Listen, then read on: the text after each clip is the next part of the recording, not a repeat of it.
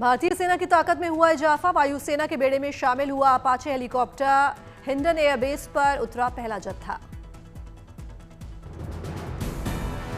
पहले फेज में 6 Apache helicopter में 3 पहुंचे भारत। 451 आर्मी एविएशन स्क्वाड्रन करेगा इन हेलीकॉप्टर्स का संचालन।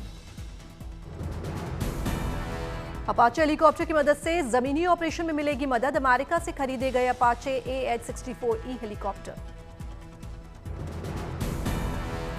फ्लाइंग तोप के नाम से जाने जाते हैं। अपाचे हेलीकॉप्टर्स 860 करोड़ रुपए प्रति यूनिट है इनकी कीमत। पश्चिमी सीमा की रक्षा के लिए तैनात होंगे अपाचे हेलीकॉप्टर्स। जबरदस्त मारक क्षमता और भारी हथियारों से होंगे लैस। भारतीय वायुसेना से लड़ाकू विमान MiG-21 होगी औपचारिक विदाई। 19 सितंबर को चंडीगढ़ एयरबेस में होगा विदाई समारोह।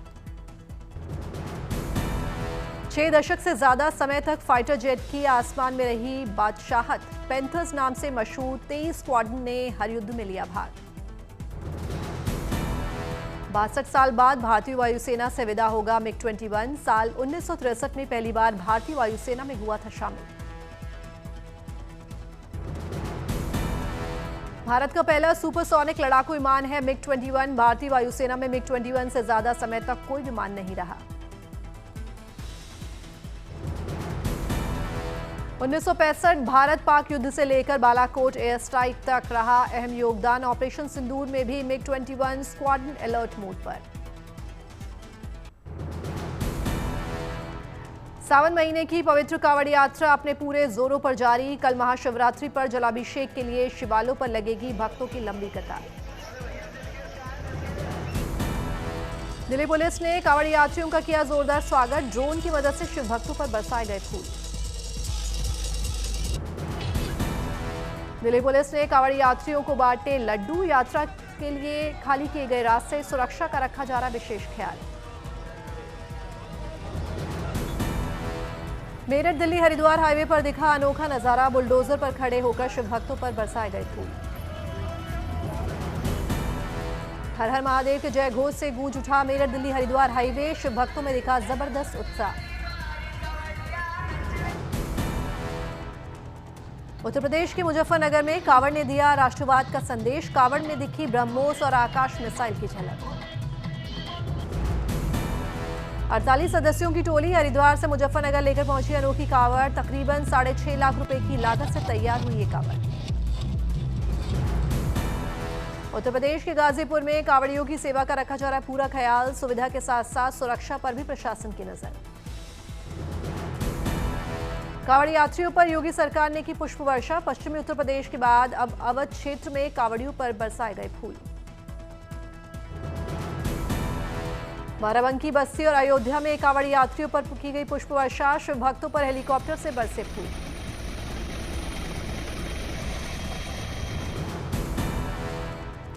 बालटाल में अमरनाथ यात्रियों के लिए मेडिकल के खास इंतजाम। तीर्थयात्रियों और स्थानीय लोगों को मिली बेहतर चिकित्सा सुविधा।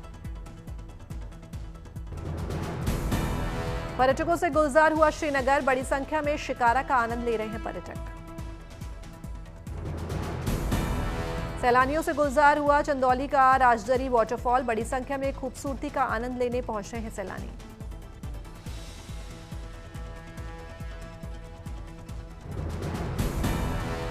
सासाराम में कुंड पार करने के लिए बच्चों का अनोखा उपाय। कमर में बोतल बांधकर कुंड कर रहे हैं पार।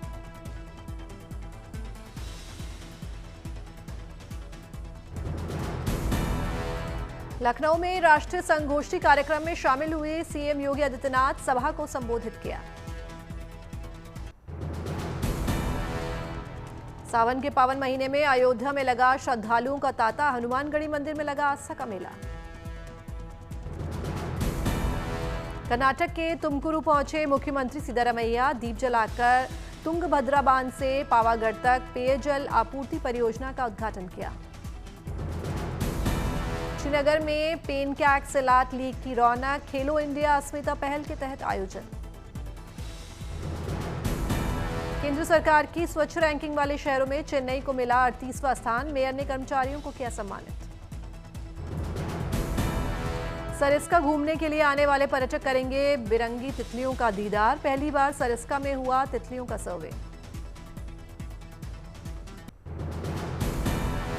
संजय गांधी नेशनल पार्क में 4 साल बाद लौटी वन रानी टॉय ट्रेन। बच्चों से लेकर बुजुर्गों तक खुशी की लहर। नए रंग रूप में पर्यटकों के लिए खास अनुभव लेकर आई टॉय ट्रेन। चक्रवात के कारण 2021 में बंद हुई थी सेवा।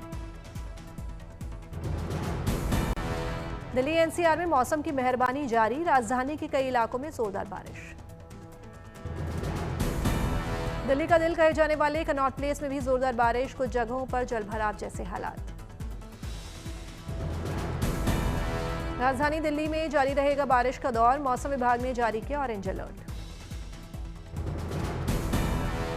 हिमाचल प्रदेश के पनारसा में बाढ़। 4 लेन पर आया मलबा। लोगों की बढ़ी परेशानी।